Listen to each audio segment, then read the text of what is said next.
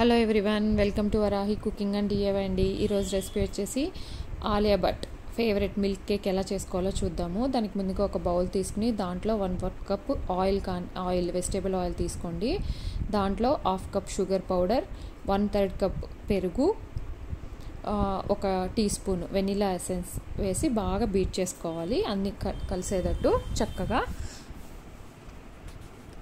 ఇలా చక్కగా అన్నీ కలుపుకోవాలి. ఇప్పుడు దానిపైన ఒక స్ట్రైనర్ పెట్టేసేయండి.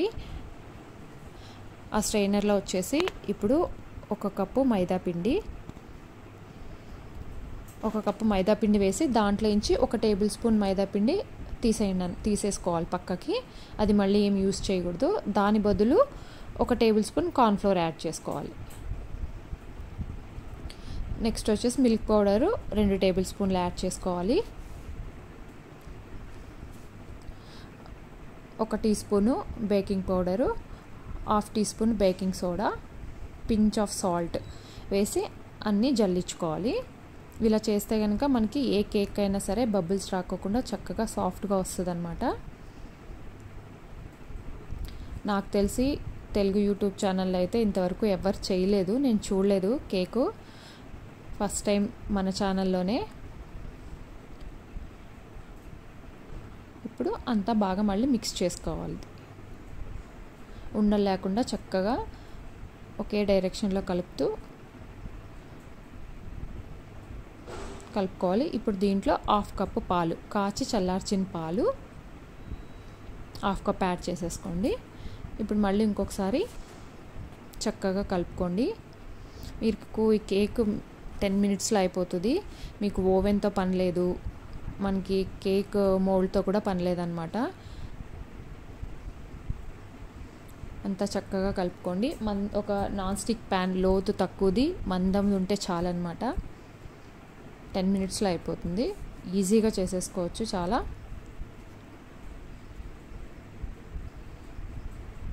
ఇదిగోండి ఇలా చక్కగా కలిపేసుకోండి. ఇప్పుడు నేను ఇక్కడ చూపిస్తున్నాను కదా నాన్ స్టిక్ ప్యాను, మందపు తీసుకోండి మీ దగ్గర ఉండేది. లేదా మందపు లేకపోతే కూడా ఎలా బేక్ చేసుకోవాలో నేను మీకు నెక్స్ట్ చూపిస్తానన్నమాట. ఇప్పుడు దానికి అంతా ఆయిల్ కానీ బటర్ కానీ నెయ్యి కానీ ఏదో ఒకటి అప్లై చేసుకోండి. దీంట్లో ఇప్పుడు దానికి ఆ రౌండ్ ఎంత ఉందో అంత బటర్ పేపర్ ముందుగానే కట్ చేసి పెట్టుకున్నాను నేను. ఆ బటర్ పేపర్ కూడా దాంట్లో పెట్టి పైన ఇంకోసారి మళ్ళీ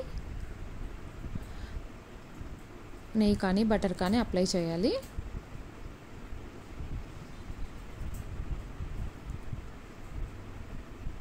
అప్లై చేసేసి మనం ఇందాక రెడీ చేసుకున్న బ్యాటర్ అంతా దాంట్లో వేసుకోవాలి. అంతా వేసుకున్న తర్వాత ఒకసారి గట్టిగా ట్యాప్ చేయాలన్నమాట. ఎక్కడైనా బబుల్స్ ఉంటే పోతాయి, లేదా టూత్పిక్తో ఇలా అని ట్యాప్ చేస్తే కూడా పోతాయి.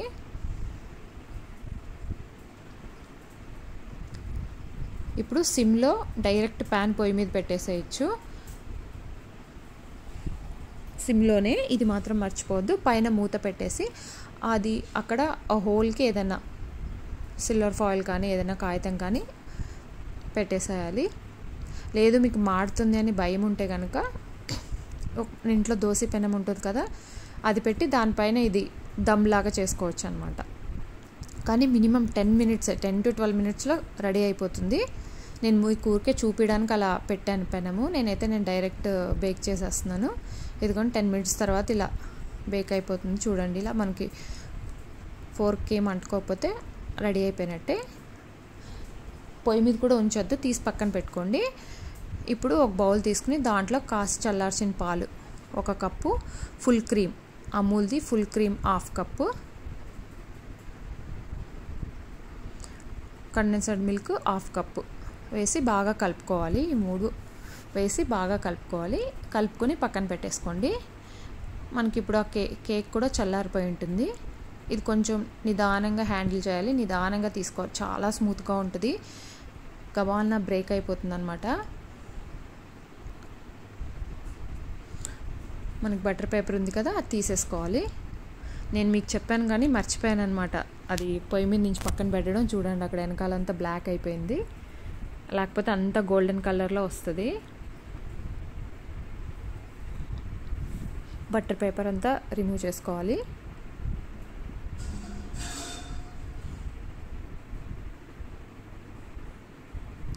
ఈ కేక్ ఇప్పుడు యూట్యూబ్లో ఫుల్గా ట్రెండ్లో ఉంది. ఆలియా భట్ ఒక ఇంటర్వ్యూలో చెప్పిందనమాట, అప్పటి నుంచి ఫుల్ ట్రెండ్లో ఉందన్నమాట ఈ కేక్. తెలుగు ఛానల్స్లో అయితే నేను ఎక్కడ చూడలేదు. చూడండి ఎంత సాఫ్ట్గా ఉందో.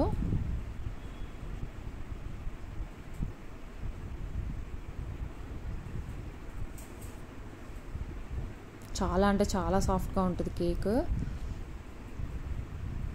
ఇప్పుడు అదే ప్యాన్లోనే ట్రాన్స్ఫర్ చేసేసేయండి మళ్ళీ ఆ కేక్ని. ఇప్పుడు ఒక ఫోర్క్ తీసుకుని మొత్తం అంతా హోల్స్ పెట్టుకోవాలి కేక్ అంతా.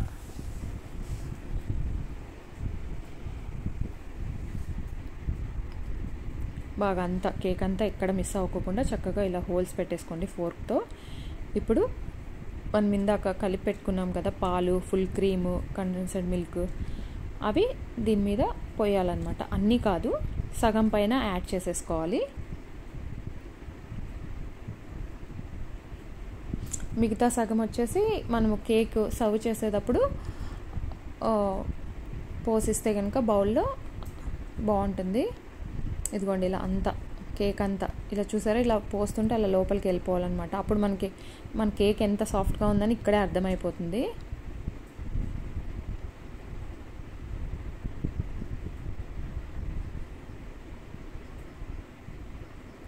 అంత కేక్ అంతా ఇదయ్యేటట్టు స్ప్రెడ్ చేసుకోండి మిల్క్ని. ఇది ఇప్పుడు పక్కన పెట్టేసుకోండి. ఫ్రిడ్జ్లో కూడా పెట్టచ్చు. ఇప్పుడు ఒక బౌల్లో ఐస్ క్యూబ్స్, బాగా ఎన్ని ఐస్ క్యూబ్స్ వీలుంటే అన్ని ఐస్ క్యూబ్స్ తీసుకుని ఫుల్ క్రీమ్ 30% ఫ్యాట్ ఉండేది ఒక కప్పు తీసుకోవాలి. దాన్ని బీట్ చేయాలి బాగా 20 minutes ఆపకోకుండా. మీకు ఎలక్ట్రిక్ది ఉంటే విస్కర్తో చేసుకోండి, లేదా విప్పింగ్ క్రీమ్ మీకు ఆన్లైన్లో దొరుకుతుంది, అదైతే ఊరికే 2 minutesలో అయిపోతుంది ఇచ్చేస్తే. నేనైతే ఫుల్ క్రీమ్ తీసుకుని ఇలా చేస్తున్నాను. బాగా 20 minutes చేయాలి. అప్పుడు మనకి విప్పింగ్ క్రీమ్ రెడీ అయిపోతుంది అనమాట. ఇదిగోండి, ఇప్పుడు దీన్ని ఆ కేక్ పైన అప్లై చేసుకోవాలి. ఈ కేక్ మీకు ఫ్రిడ్జ్లో పెడితే 4 days వరకు ఉంటుంది.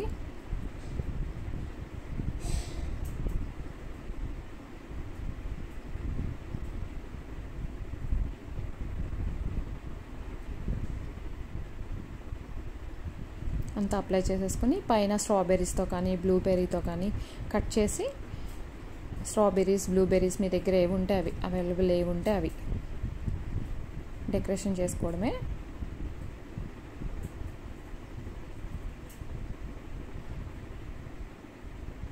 ఇలా కట్ చేసేసి మనకి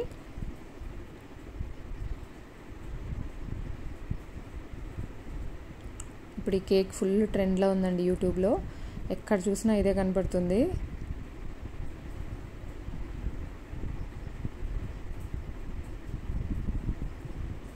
అండి నేను స్ట్రాబెర్రీస్ ఉన్నాయి నాకు ఇప్పుడు దగ్గర, నేను స్ట్రాబెర్రీస్తో ఇలా డెకరేషన్ చేస్తున్నాను. మనకి తీసేటప్పుడు మనకి పిజ్జా తీస్తాం కదా, దాంతో తీసి ప్లేట్లో సర్వ్ చేస్తే బాగా వస్తుంది.